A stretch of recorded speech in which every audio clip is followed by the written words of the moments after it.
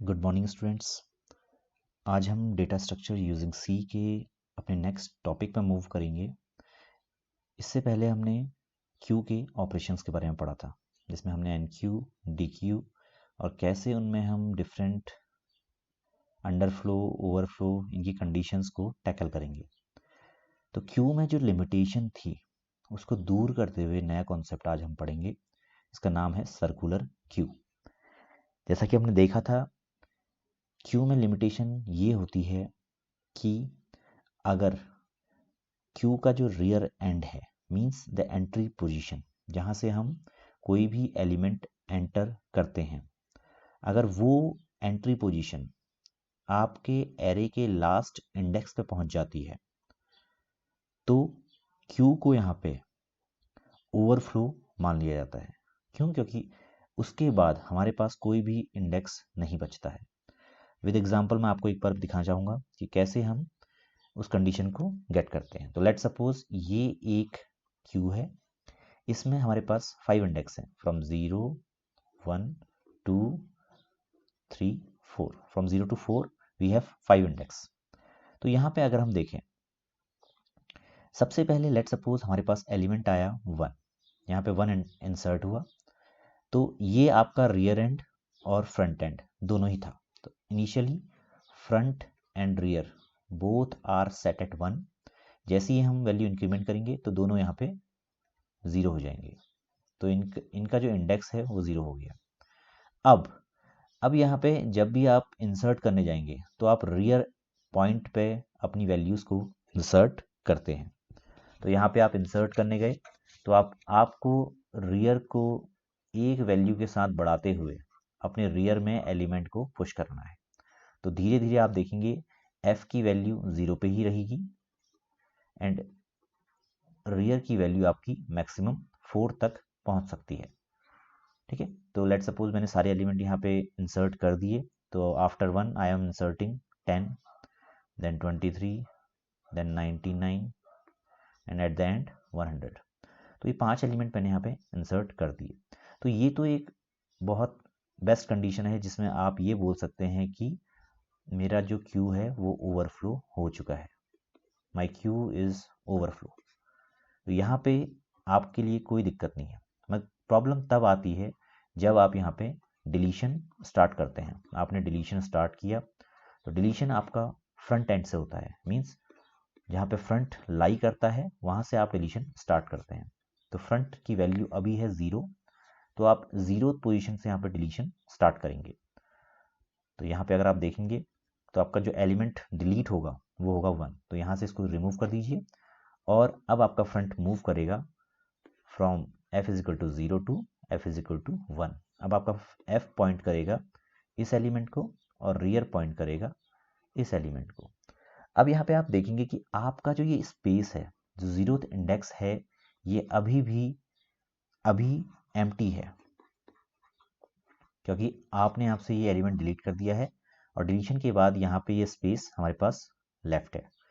अब यहाँ पे अगर आप इंसर्ट करने की कोशिश करेंगे तो जो आपकी कंडीशन कहती है अकॉर्डिंग टू क्यू, अगर आपका रियर जो मैक्स साइज है, जो भी मैक्स साइज आप लिखते हैं, कंसीडर करते हैं, लेट सपोज मैक्स साइज आप एरे की लेंथ से डिनोट कर रहे हैं, तो मैक्स साइज आपका हो जाएगा 5, मैक्सिमम 5 एलिमेंट यहाँ पे आ सकते हैं। तो रियर की वैल्यू हो जाएगी मैक्स साइज -1। तो अगर आपका rear is equal to max size -1 है तो हम इसको ओवरफ्लो कंडीशन बोलते हैं। तो यहाँ पे रियर इससे आगे नहीं जा सकता है और ना ही ये 0th इंडेक्स की पोजीशन ले सकता है। तो ये एक बहुत बड़ी लिमिटेशन है कि हमारे पास एम्प्टी स्पेस बचा होने के बावजूद भी हम यहाँ पे एलिमेंट पुश नहीं कर पा रहे हैं, एलिमेंट एंटर नहीं कर पा रहे हैं और साथ ही हम ओवरफ्लो की कंडीशन यहाँ पे दिखा रहे हैं। एक बार दोबारा से मैं आपको दिखाऊंगा। यहाँ पे आपके जो एलिमेंट्स हैं, फर्स्ट जो इंडेक्स है वो आपने रिमूव कर दिया, आपके पास जो एलिमेंट बचे हुए हैं वो ये बचे हुए हैं। तो यहाँ पे अभी स्टिल आपके पास एक स्पेस लेफ्ट है, मगर आप इसको ओवरफ्लो की कंडीशन कह रहे हैं। क्यों? क्योंकि आपका रियर लास्ट पॉइंट पे पहुंच चुका है। तो ये एक पुअर डिज़ाइन है in respect of programming, in respect of space complexity. यहाँ पे आपका मेमोरी लेफ्ट है, फिर भी आप यहाँ पे मजबूर हैं, लिमिटेड हैं कि आप यहाँ पे चीज़ें इंसर्ट नहीं कर सकते, एनक्यू ऑपरेशन परफॉर्म नहीं कर सकते हैं। क्यों? क्योंकि रियर आपके मैक्सिमम इंडेक्स पे पहुंच चुका है। तो इस लिमिटेशन को दूर करते हुए सर्कुलर क्यू का कॉन्सेप्ट ओरिजिनेट हुआ था। सर्कुलर क्यू मीन्स ये क्यू जो अभी आप देख रहे हैं लीनियर क्यू, इसी को मैं अगर चेंज करूं तो ये यहाँ पे जो लास्ट पॉइंट होता है और फर्स्ट पॉइंट होता है वो आपस में कनेक्टेड होता है। कनेक्टेड इन द सेंस यहाँ पे इसको एक सर्कल की तरह लो, इस सर्कल को यहाँ पे आप 5 पार्ट्स में डिवाइड कर दो।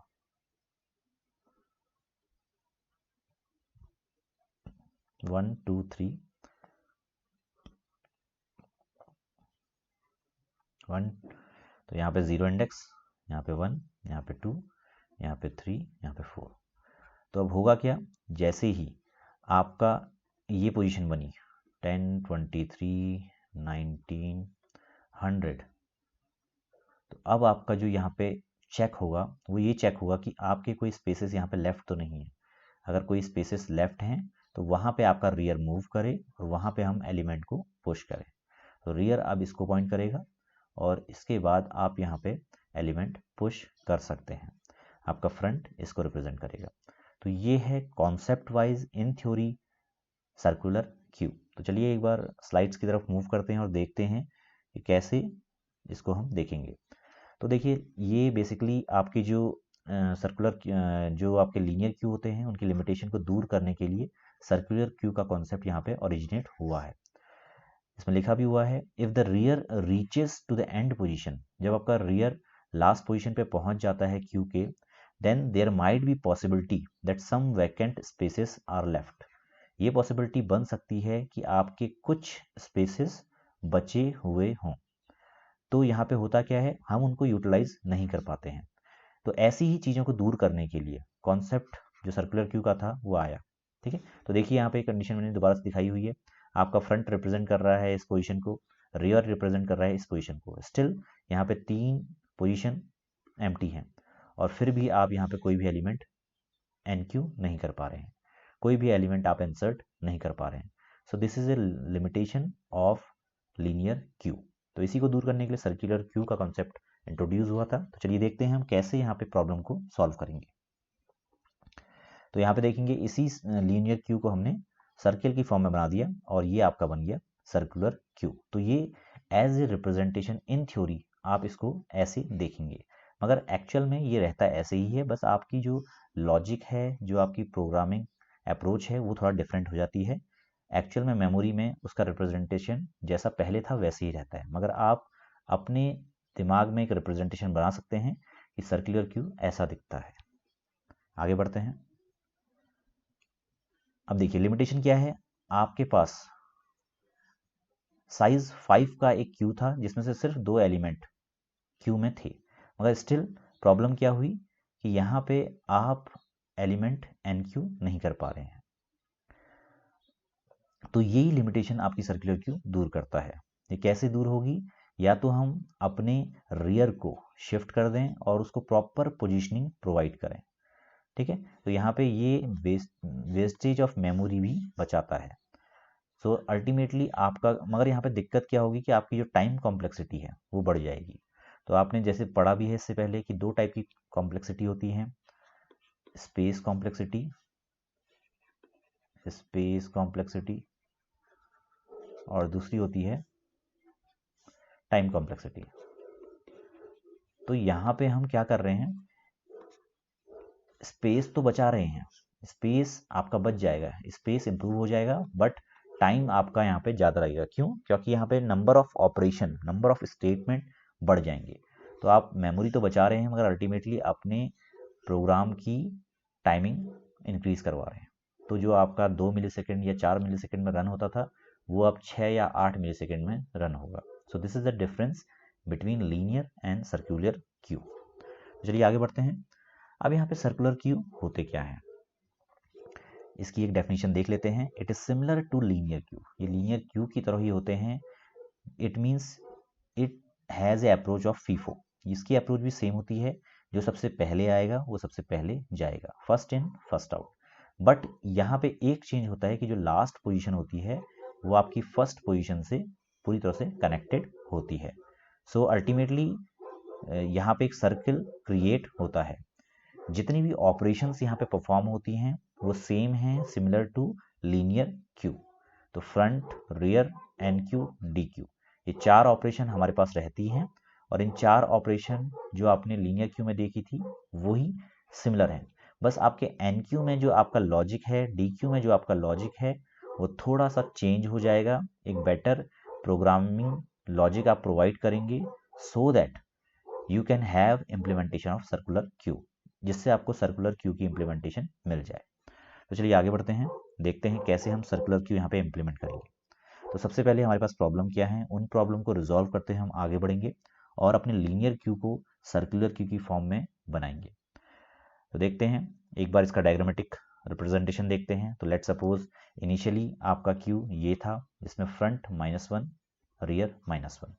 जैसे ही आपने एक एलिमेंट यहाँ पे पुश किया तो आपका फ्रंट इंक्रीज हो जाएगा और रियर भी इंक्रीज हो जाएगा। देन आपने दोबारा से कोई एलिमेंट डाला तो फ्रंट तो वहीं पर रहेगा, कि because front is used for dequeue operation. यहाँ ये हमेशा डिलीशन के लिए यूज होता है, तो इसको आपको छेड़ना नहीं है। जब भी आप डिलीट करेंगे तब आपको फ्रंट को शिफ्ट करना है। आपका जैसे जैसे इंक्रीमेंट होते, जैसे जैसे आप एलिमेंट इंसर्ट करते रहेंगे, आपका रियर एंड बढ़ता जाएगा। तो 10 आया, 20 आया, 30 आया, 3 वैल्यूज आई, रियर आपका 2 हो गया। अगेन रियर 3 हुआ, आपका एलिमेंट 40 एंटर हुआ। देन रियर 4 हुआ, आपका एलिमेंट 50 एंटर हुआ। अब यहाँ पे देखिए इस पोजीशन में, इस टाइम पे, अब इसके बाद, अब लेट सपोज आपने यहाँ पे कुछ एलिमेंट डिलीट किए, तो आपका फ्रंट से आपने 2 एलिमेंट डिलीट किए, पहले 10 डिलीट किया, देन 20 डिलीट किया। तो फ्रंट आपका रिप्रेजेंट करेगा सेकेंड इंडेक्स को after deletion. Delete 2 value delete करने के बाद फ्रंट शिफ्ट होते हुए थर्ड पोजीशन पे पहुंच जाएगा। तो यहाँ पे फ्रंट रिप्रेजेंट कर रहा है 30 को एंड रियर रिप्रेजेंट कर रहा है 50 को। अब प्रॉब्लम लीनियर क्यू में क्या आती थी कि यहाँ पे आपका जो लॉजिक है वो आपको ओवरफ्लो कंडीशन दिखा देता था, बिकॉज यहाँ पर रियर मैक्सिमम पॉइंट पे पहुंच चुका है। मगर सर्कुलर क्यू में ये प्रॉब्लम आपको नहीं आएगी। क्यों? क्योंकि यहाँ पे ये पॉइंट आपके फ्रंट पॉइंट से कनेक्टेड रहता है। तो रियर चेक करेगा कि यहाँ पे कुछ स्पेसेस लेफ्ट हैं, अगर लेफ्ट हैं तो रियर अपने आप को शिफ्ट करते हुए यहाँ ले आएगा 0 पे, और यहाँ पे आप एलिमेंट एंटर करवा सकते हैं। Similarly then again rear check करेगा, अगर यहाँ पे कुछ स्पेसेस लेफ्ट हैं तो रियर यहाँ पे वैल्यूज इंसर्ट करवा देगा। तो ये है basic diagrammatic representation of circular queue. Diagram की फॉर्म में हम कैसे सर्कुलर क्यू को रिप्रेजेंट कर सकते हैं, कैसे इसमें डिफरेंट ऑपरेशन परफॉर्म कर सकते हैं, ये हम यहाँ पे देखते हैं। तो चलिए आगे बढ़ते हैं, देखते हैं इसकी एल्गो हम कैसे क्रिएट कर सकते हैं। तो सबसे पहले हमें स्टेप्स ध्यान में रखने हैं।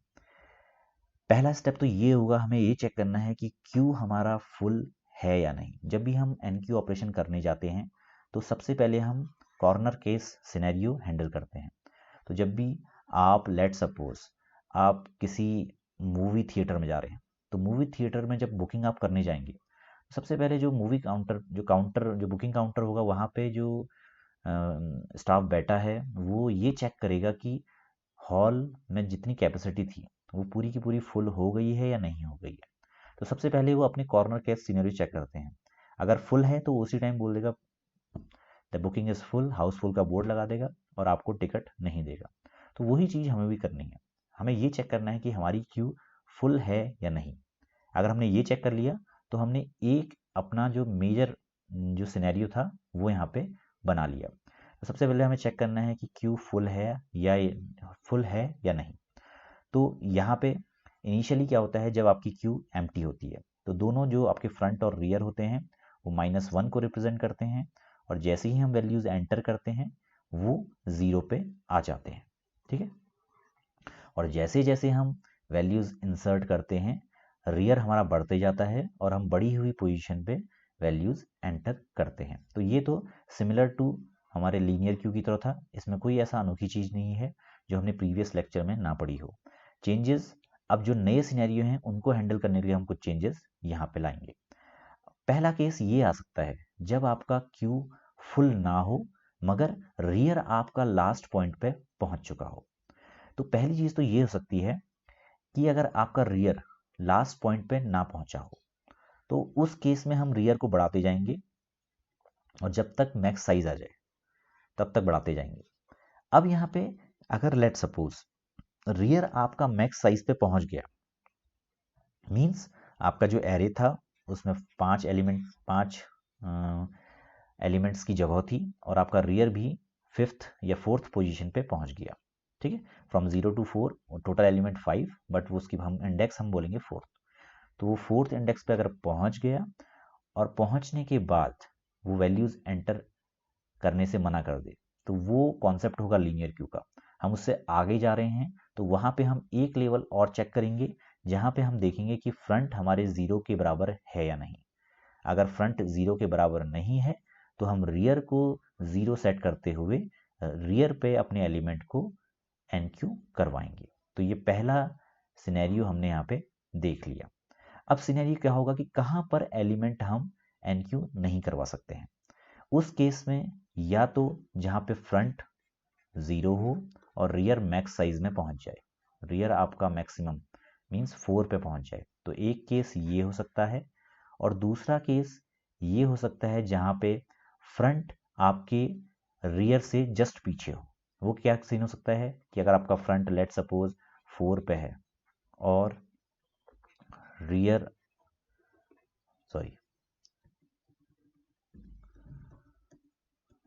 आपका फ्रंट है 4 पे और आपका रियर है 3 पे। तो इस केस में भी आप देखेंगे कि आपका जो क्यू है पूरी तरह से फिल्ड है। तो यहाँ पे आपको ओवरफ्लो की कंडीशन प्रिंट करवानी है। तो चलिए एक बार डायग्रामेटिकली मैं आपको दिखाऊंगा कि कैसे ये चीज़ें हम हैंडल करेंगे। तो यहाँ पे अगेन हम अपने सर्कुलर क्यू को देखते हैं जो मैंने बनाया था यहाँ पे इनिशियली।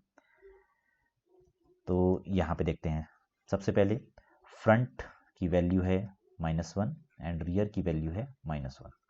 दोनों की वैल्यू यहाँ पे -1 है। पहला एलिमेंट पुश हुआ 10, तो यहाँ पे 0th पोजीशन पे हमने वैल्यू पुश कर दी, फ्रंट और रियर दोनों ही यहाँ पे 0 हो जाएंगे। अब यहाँ पे 20 आया, देन 30 आया, 40 आया एंड 50 आया। तो इस केस में क्या है देखिए, फ्रंट और रियर दोनों ही यहाँ पे फ्रंट तो 0 रहेगा, रियर आपका यहाँ पे 4 हो जाएगा। ठीक है, तो ये पहला केस, ये दूसरा, और इंक्रीमेंटेड वे में लास्ट में हमारे पास ये मिल जाएगा। तो रियर की पोजीशन ये हो गई और फ्रंट की पोजीशन ये हो गई। अब यहाँ पे देखिए अगर आप कोई और एलिमेंट एंटर करने जाएंगे तो प्रॉब्लम क्या आएगी, rear is equal to max size -1। ये तो हमारा पुराना केस था, इसको हमने चेक कर लिया। मगर दूसरी चीज हमें ये चेक करनी है कि अगर फ्रंट की वैल्यू क्या है। अगर फ्रंट की वैल्यू 0 है and rear is equal to max size -1, तो ये एक केस हो जाएगा जहां पे हम ओवरफ्लो की कंडीशन दिखा देंगे। तो in this case we will write overflow, यहाँ पे हम ओवरफ्लो लिख देंगे। इसके अलावा दूसरा केस ये आ सकता है। अब यहाँ पे एक चीज ये देखिए, अगर आप डी क्यू करने जाएंगे तो डी क्यू के केस में क्या होगा, आपने यहाँ से एलिमेंट डिलीट किया और एफ अब पॉइंट करेगा इसे। तो यहाँ पे ध्यान ये रखना है, अब यहाँ पे आपके एरे में, आपके क्यू में जो एलिमेंट्स हैं वो हैं 4, और स्टिल लीनियर क्यू के केस में आप यहाँ पे एलिमेंट पुश नहीं कर सकते थे। तो आपको यहाँ पे रियर की पोजिशनिंग है 4 और फ्रंट की पोजिशनिंग है 1। तो अब आपके पास एक स्पेस लेफ्ट है और यहाँ पे आपको एलिमेंट पुश करना है।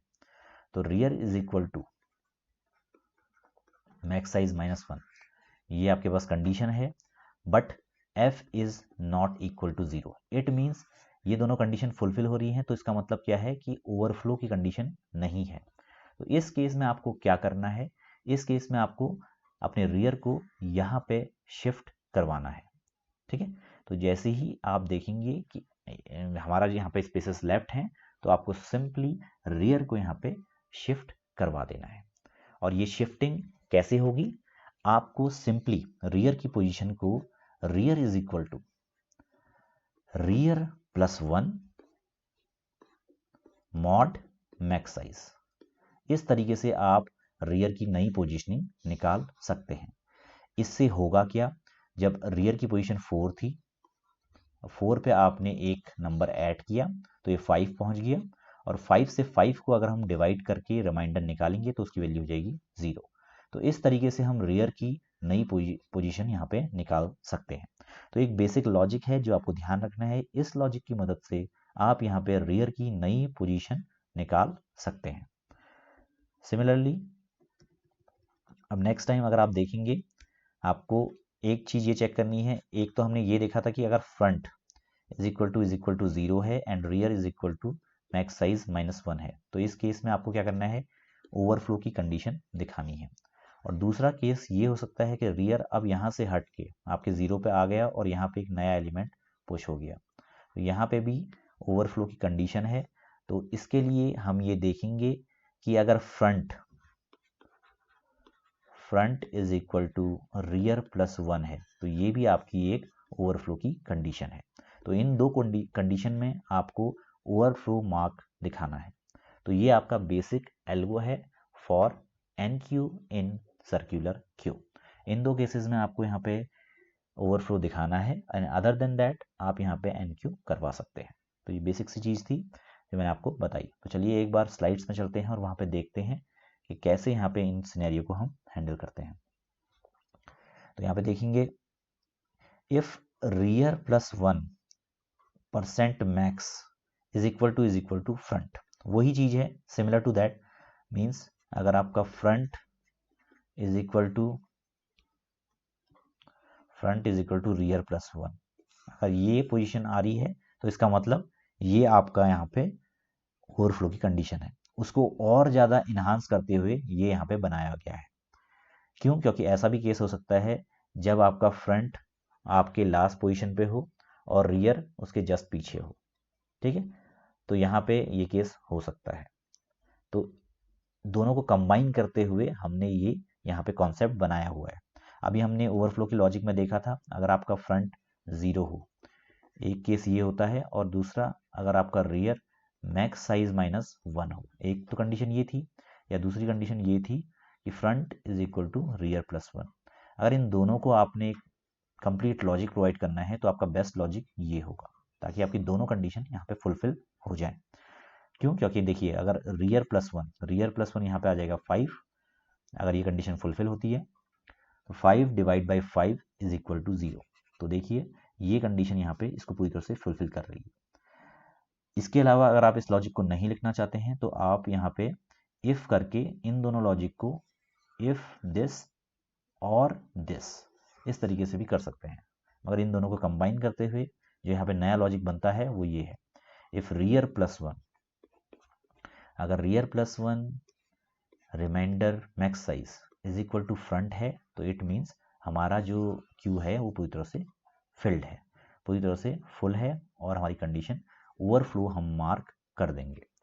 अब यहाँ पे ओवरफ्लो की कंडीशन हमारी पूरी तरह से कंप्लीट हो गई। जो हमारा कॉर्नर केस सिनेरियो था वो हमने यहाँ पे अप्लाई कर दिया। अब सेकंड चीज, हमें यहाँ पे वैल्यू एंटर करनी है। तो पहला केस है, अगर दोनों की वैल्यू -1 है, इट मीन्स हमारा क्यू पूरी तरह से एम्प्टी है। तो हम क्या करेंगे, दोनों को 0 सेट करेंगे और अल्टीमेटली यहाँ पे अपने जो रियर पॉइंट है उसमें वैल्यू इंसर्ट कर देंगे।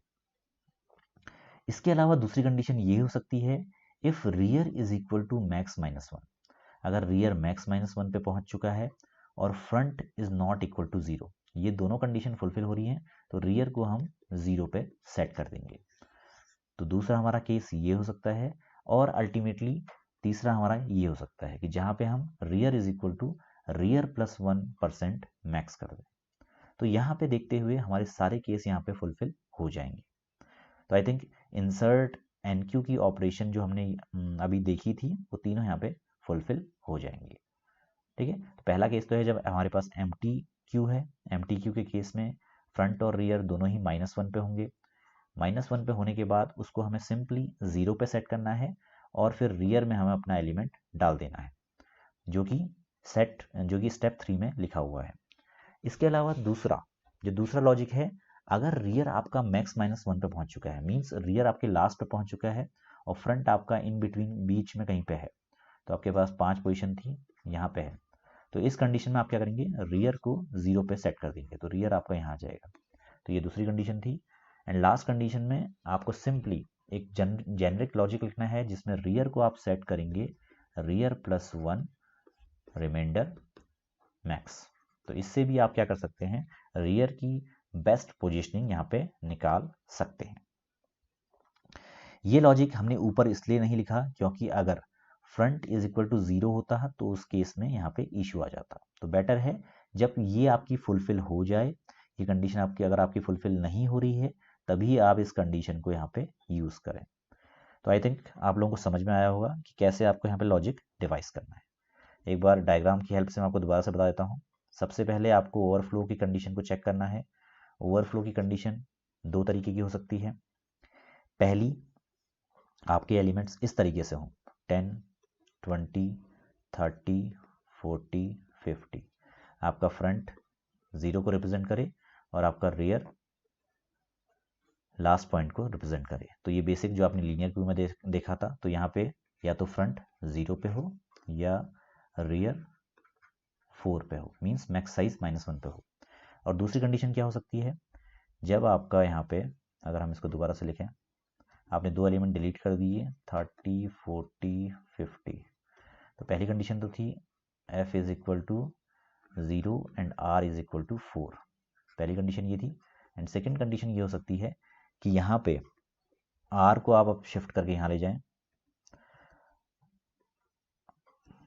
यहाँ पे 60 आया, यहाँ पे 70 आया, तो r की वैल्यू अब यहाँ पे 1 आ गई और f की वैल्यू यहाँ पे 2 आ गई। तो दूसरी कंडीशन ये हो सकती है। तो यहाँ पे मतलब क्या है कि f is equal to r plus 1, front is equal to rear plus 1। तो ये दोनों कंडीशन अगर यहाँ पे देखें तो f इज इक्वल टू क्या है यहाँ पे, सॉरी, इस कंडीशन को हम जेनरिक कंडीशन नहीं बना सकते हैं। तो इस कंडीशन और इस कंडीशन दोनों को मिलाते हुए हमने जो कंडीशन बनाई है कि अगर f is equal to r plus 1 divide mod max, ये कंडीशन हमने बना ली, ये जेनरिक कंडीशन हमने बना ली। तो इस कंडीशन में क्या होगा, ये दोनों ही फुलफिल हो जाएंगी। तो r की वैल्यू 4 है, 4 plus 1 is equal to 5, 5 remainder 5, तो यहाँ पे f इज इक्वल टू 0 हो जाएगा। इन केस r की वैल्यू अगर 4 है तो f की वैल्यू हमें 0 मिल जाएगी।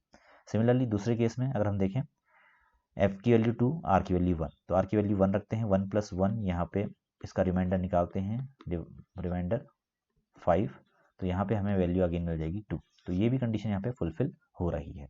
तो ओवरफ्लो की कंडीशन को जेनरिक बनाने के लिए हमने ये कॉन्सेप्ट यहाँ पे इजाद किया है। ठीक है, तो ये इसको याद रख लीजिएगा कि कैसे हमें यहाँ पे कॉन्सेप्ट निकालना है। ये एक सिंपल मैथमेटिकल अप्रोच है, जिसकी मैथ्स अच्छी है वो बहुत ईजिली ये अप्रोच निकाल सकता है। तो थोड़ा सा इन चीज़ों आपको प्रोग्रामिंग में अगर आपको अपनी स्किल्स इन्हांस करनी है तो थोड़ा सा मैथ्स भी आपकी अच्छी होनी चाहिए, तभी आप जाके एक बढ़िया प्रोग्रामर बन सकते हैं। जैसे आज के टाइम में डेटा साइंस और बिजनेस इंटेलिजेंस एक ग्रोइंग फील्ड है, तो अगर यहाँ पे आपको सक्सीड होना है तो आपको मैथ्स की भी एक बढ़िया नॉलेज होनी चाहिए। तभी तो इंजीनियरिंग बैकग्राउंड वाले स्टूडेंट्स की जनरली उनसे बोला जाता है कि आपकी 10th-12th में मैथ्स होनी चाहिए। बायो बैकग्राउंड वालों को इंजीनियरिंग में एंट्रेंस नहीं मिलता है। तो ये चीज़ें थोड़ा सा कंसिडर करनी है कि आपने मैथ्स क्यों पढ़ी है, मैथ्स का ही यूज़ आपको यहाँ पे करना है, उसको यहाँ पे इम्प्लीमेंट करना है। तो इन दोनों के लिए आप एक बेटर अप्रोच बनानी है, तो आपने ये लॉजिक यहाँ पे डिवाइस कर लिया। सिमिलरली ये तो हो गई ओवरफ्लो की कंडीशन। अब यहाँ पे वैल्यू इंसर्ट करनी है तो कंडीशन हो सकती हैं। सबसे पहली कंडीशन तो आपकी जब इनिशियली f और r दोनों ही -1 पे हैं, तो इस केस में आपका दोनों ही 0 होके यहाँ पे वैल्यू इंसर्ट हो जाएगी। अब दूसरी कंडीशन जो हमने देखी थी, दूसरी कंडीशन क्या थी कि अगर आपका रियर मैक्स -1 पे हो, आपने यहाँ पे रियर लास्ट पॉइंट पे पहुंच चुका है और आपने एक एलिमेंट डिलीट भी मारा तो f आपका यहाँ पहुंच चुका है, तो आपको रियर को यहाँ शिफ्ट करना है। तो उसके लिए अगेन वही लॉजिक है, rear is equal to rear plus 1 mod max size. तो यहाँ पे 4 प्लस 1 मॉड 5, तो यहाँ पे रियर इज इक्वल टू हो जाएगा 0। तो रियर की वैल्यू यहाँ पे 0 आ जाएगी और यहाँ पे आप एलिमेंट अगेन पुश कर सकते हैं। तो यहाँ पे ध्यान ये रखना है कि आपने सिंपल वही लॉजिक यहाँ पे लेना है और उसको यहाँ पे फुलफिल करना है। इसके अलावा जो बाकी चीज़ें जो तीसरा केस है ये है कि अगर rear is equal to max minus, जो ये वाला केस है, आप सीधे भी यहाँ पे इस केस को कंसीडर कर सकते हैं कि अगर फ्रंट नॉट इक्वल टू 0 है और rear is equal to max minus 1 है, तो इस केस में सीधे आप रियर इज इक्वल टू 0 कर सकते हैं। ठीक है, तो 3 लॉजिक जो यहाँ पे हमने देखे थे वो हमने यहाँ पे इम्प्लीमेंट कर लिए हैं। इसी के साथ इसका जो फंक्शन है सेम चीज़ है। आपने एक एनक्यू की ऑपरेशन, एक फंक्शन बनाया, उसको एनक्यू का नाम दिया। इसका रिटर्न टाइप वॉइड है क्योंकि एनक्यू में आप वैल्यू अपने क्यू में एंटर कर रहे हैं, तो उसके लिए आपको कोई रिटर्न टाइप यहाँ पे नहीं चाहिए, there should be no return type. अब जो भी एलिमेंट आपने इंसर्ट करना है उसको अपने मैसेज अपने फंक्शन में पास कीजिए, तो वो आपके एलिमेंट नाम के वेरिएबल में स्टोर हो जाएगा। तो एलिमेंट नाम के वेरिएबल में आपका वैल्यू स्टोर हुई। अब यहाँ पे आपको एनक्यू करते समय अपनी कंडीशंस चेक करनी है। अगर आपका फ्रंट और रियर दोनों -1 है तो सिंपली आपने एलिमेंट इंसर्ट कर देना है, नहीं तो आपको ओवरफ्लो की कंडीशन चेक करनी है। ओवरफ्लो के लिए जो मैंने आपको लॉजिक बताया है वो ये था। तो लॉजिक अगर आपका फुलफिल होता है तो आपने सिंपली ओवरफ्लो का मैसेज प्रिंट कर देना है। एंड एट द एंड जो आपका रियर को इंक्रीमेंट करने की अप्रोच है उसको आप यहाँ पे लगा लीजिए। तो रियर को आपने इंक्रीमेंट करने की अप्रोच को यहाँ पे लगाया और अल्टीमेटली आपका जो रियर है वो यहाँ पे फुलफिल हो जाएगा। तो यहाँ पे सिंप्लीफाइड अप्रोच है, बहुत सिंपल है। थोड़ा सा इसको आप 3-4 बार देखेंगे तो आपको बहुत अच्छे से क्यू का जो आपका सर्कुलर क्यू का कॉन्सेप्ट है इजीली ग्रास्प हो जाएगा। अब नेक्स्ट में चलते हैं। जो नेक्स्ट ऑपरेशन है वो है डी क्यू ऑपरेशन। तो यहाँ पे डी क्यू ऑपरेशन में सबसे पहले हम अंडरफ्लो की कंडीशन चेक करते हैं। अगर आपकी क्यू एम्प्टी है तो हम अंडरफ्लो यहाँ पे दिखा देंगे। इसी के साथ जब आप एलिमेंट डिलीट करते हैं तो आपका फ्रंट भी राइट की तरफ शिफ्ट होता रहता है। ठीक है, तो आपको लगातार राइट की तरफ शिफ्ट करना है और अल्टीमेटली जब आपका यहाँ पे एक एलिमेंट बचता है तो आपने क्या करना है, अपने फ्रंट से वैल्यू डिलीट करनी है, देन आपने रियर और फ्रंट दोनों को -1 रख देना है।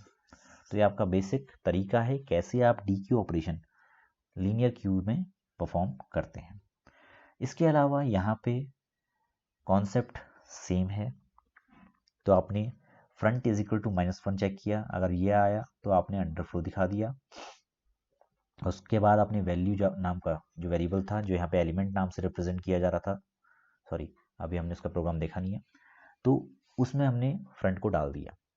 अब उसके बाद if front is equal to rear, it means यहाँ पे सिर्फ यहाँ पे सिर्फ एक ही एलिमेंट है। अगर एक ही एलिमेंट है तो आपने वैल्यू को -1 सेट कर देना है। इसके अलावा अगर front is equal to max -1 है, ठीक है, अगर front is equal to max -1 है मीन्स फ्रंट आपके 4th पोजीशन पे है, तो आपने फ्रंट को शिफ्ट करके 0 पे दिखा देना है, नहीं तो आपने सिंपली फ्रंट को फ्रंट +1 करते रहना है। ठीक है, बेसिक बहुत सिंपल फंक्शनैलिटी है इसकी, बहुत ज़्यादा टिपिकल नहीं है। तो यहाँ पे एक बार दोबारा से आपको दिखाता हूँ मैं। यहाँ पे आपका ये आपकी क्यू है, यहाँ पे आपके कुछ एलिमेंट्स हैं। लेट सपोज आपके एलिमेंट सिर्फ एक सिंगल एलिमेंट बचा है, तो मैं इसको बोलता हूँ 30। तो इस केस में क्या होगा, एफ भी आपका 2 को पॉइंट करेगा और जो आपका आर है वो भी आपके 2 को पॉइंट करेगा। तो इस केस में ये बोल रहे हैं कि एफ और आर अगर दोनों बराबर हैं तो आपको क्या करना है, अपने फ्रंट को डिलीट करना है और इनकी वैल्यू को सेट कर देना है -1, ताकि आपका array as a empty array, जो आपकी क्यू है वो एज ए एम्प्टी एरे दिखे। तो ये आपने कर लिया। इसके बाद यहाँ पे अगर लेट सपोज आपके पास इस तरह से यहाँ पे एलिमेंट है, आपका रियर इस पॉइंट पे है और फ्रंट इस पॉइंट पे है, तो लेट सपोज 10, 20, 30, 40, 50, तो आप फ्रंट यहाँ पे डिलीट करने जा रहे हैं। तो अगर फ्रंट आपका मैक्स साइज -1 इसको रिप्रेजेंट कर रहा है तो आपने इसको डिलीट करते हुए फ्रंट की वैल्यू को 0 सेट कर देना है। तो जो आपका नया फ्रंट हो जाएगा वो हो जाएगा ये। ठीक है, तो ये अप्रोच है कैसे आप यहाँ पे चीज़ों को लीनियर क्यू से इन्हांस कर रहे हैं। ठीक है, तो आई थिंक ये समझ में आया होगा। इसका फंक्शन हम देख लेते हैं। फंक्शन है डी क्यू की ऑपरेशन है। अगर दोनों ही -1 है तो अंडरफ्लो कंडीशन हो जाएगी।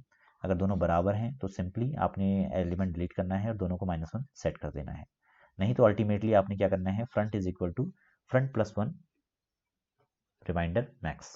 ठीक है, तो सिंपली जो मैक्स साइज -1 से आप 0 पे ले जा रहे थे, तो उसको आपने घुमाया और घुमा के आपने सिंपली क्या कर दिया, 0 सेट कर दिया। ठीक है, तो ये है तरीका कि कैसे आप यहाँ पे चीज़ें परफॉर्म करते हैं। ये सिर्फ मैक्स साइज से 0 को सेट करने का एक सिंप्लीफाइड लॉजिक है जो हर जगह अप्लाई हो जाएगा। यहाँ पे आपको दो अलग से स्टेटमेंट नहीं लिखने पड़ेंगे, तो इसीलिए यहाँ पे इसको सिंप्लीफाइड वे में इस तरीके से लिखा हुआ है। आपका ये भी हो सकता है ना कि आप सिंपली फ्रंट को बढ़ा रहे हैं, front is equal to front plus 1, वो तो सिंपल केसेस में हो जाएगा। अगर आपकी कंडीशन ये हो गई, तो ये जो आपका परसेंट वाला केस है वो उसके लिए है, सॉरी रिमाइंडर वाला जो केस है वो उसके लिए है। ठीक है, तो यहाँ पे दोनों कंडीशन को फुलफिल करने के लिए कि आपका लेट सपोज यहाँ पे 20, 30, 40, तो फ्रंट ये है एंड रियर ये है। अब आपने यहाँ से डिलीट किया तो फ्रंट को आप सिंपली बढ़ा देते हैं, इससे पहले आपने देखा था। और मगर कॉर्नर केस ये हो सकता है कि अगर लेट सपोज आपकी वैल्यूज इस तरीके से हैं, 50, फ्रंट आपका 4 को रिप्रेजेंट कर रहा है एंड रियर आपका रिप्रेजेंट कर रहा है 20 को, तो यहाँ पे क्या होगा कि आपका जो फ्रंट है, अगर आपने फ्रंट से वैल्यू डिलीट की तो फ्रंट आपका यहाँ शिफ्ट होना चाहिए। तो दोनों कंडीशन को फुलफिल करने के लिए आपने क्या लिखा, f is equal to f plus 1% max size, percent means mod, ये आपके रिमाइंडर निकालने में आपकी हेल्प करता है। तो ये दोनों केस में फुलफिल हो जाएगा। तो ये सिंप्लीफाइड वर्जन है, आपकी लॉजिक को थोड़ा सा कॉम्प्लेक्स बनाता है, मगर अल्टीमेटली आपकी स्पेस कॉम्प्लेक्सिटी और टाइम कॉम्प्लेक्सिटी को बचाता है।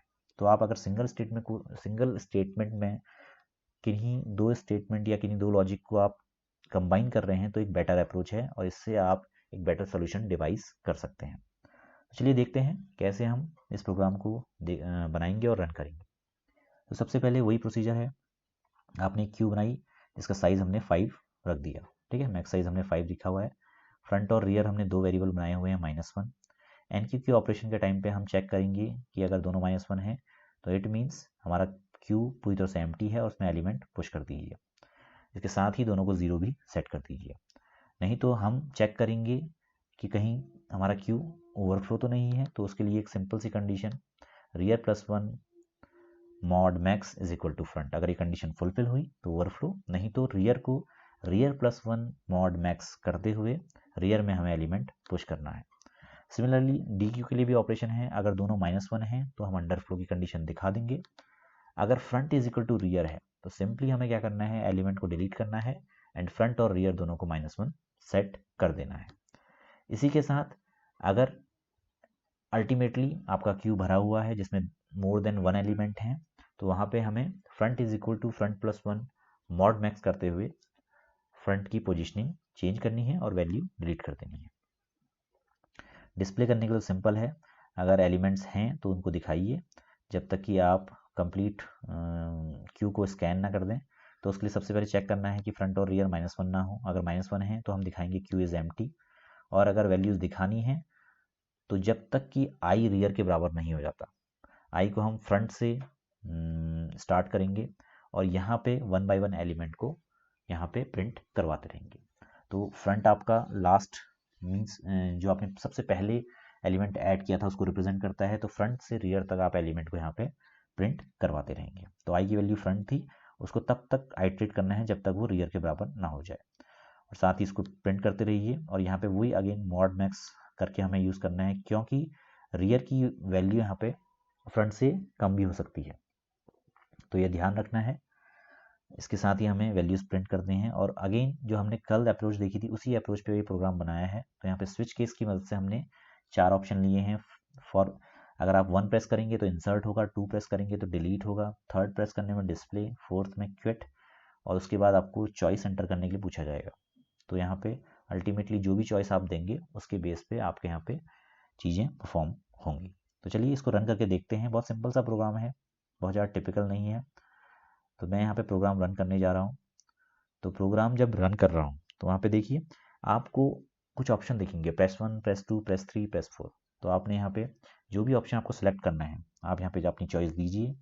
चॉइस आपने दी 1, तो 1 पे एलिमेंट एंटर करने के लिए प्रॉम्प्ट आएगा। तो यहाँ पे 23 मैंने एंटर कर दिया।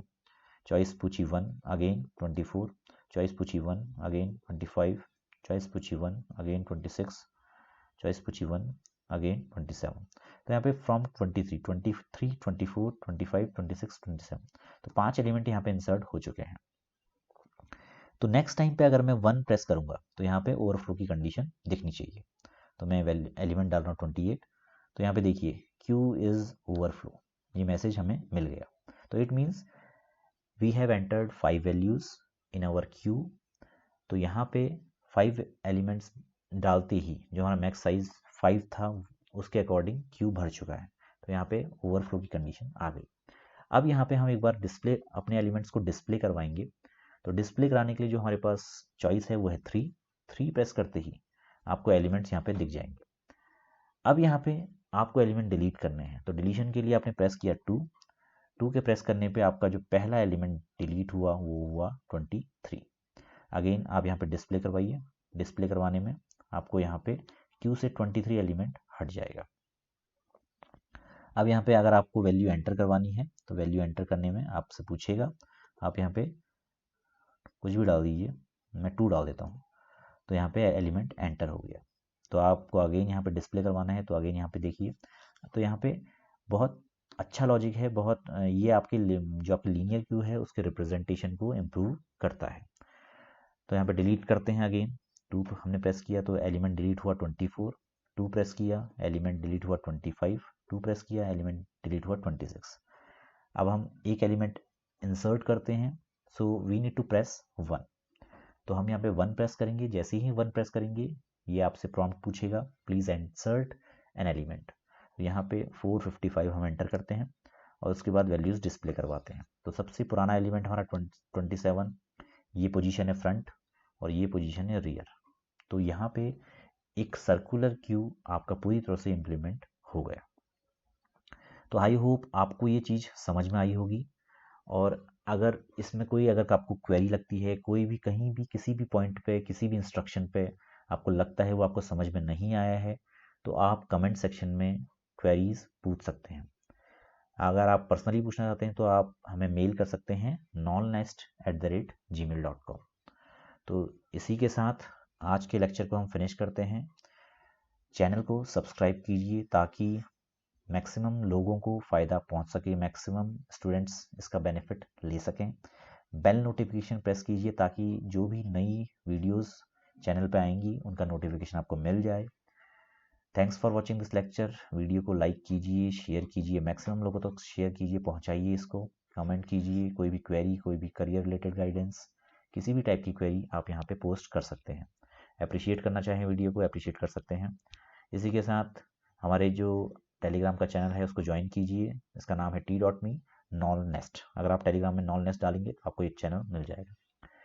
जीमेल पे क्वेरी पूछनी है तो जीमेल की हमारी आईडी है nolnest@gmail.com।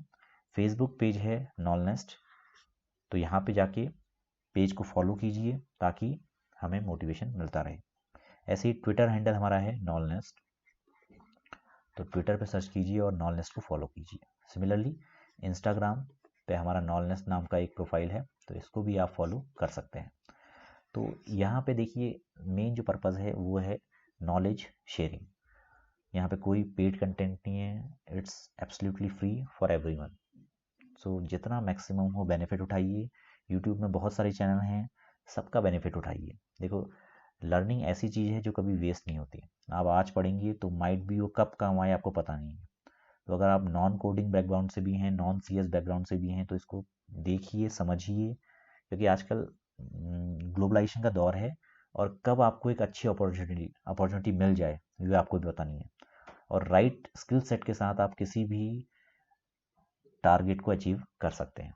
तो लगातार अपनी स्किल्स को इन्हांस कीजिए और पढ़ते रहिए। प्रोडक्टिव चीज़ों में ज़्यादा अपना टाइम इन्वेस्ट कीजिए रेदर देन डिस्ट्रक्टिव वर्क। तो इसी के साथ आज के लेक्चर को फिनिश करते हैं और बने रहिए हमारे साथ, पढ़ते रहिए और खुश रहिए। ओके।